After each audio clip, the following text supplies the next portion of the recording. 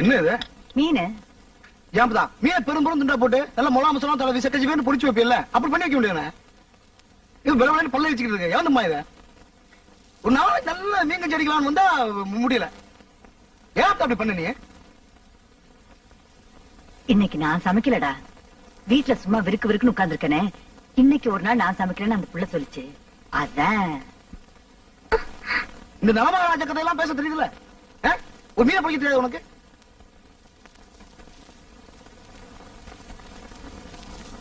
உன்னை யார் இதெல்லாம் பண்ண சொன்னது? உன்னை யார் சொன்னாங்க? அதெல்லாம் பண்ண சொன்னாங்களா? ஓ, அவ அடிச்சு கழுத்துல வச்சு கொண்டு விடுவாங்க. ஓ வேலையை பார்த்து நீ உட்காரணும். டேய், அந்த புள்ளைய திட்டாதடா, பாவம் பயந்த புள்ள.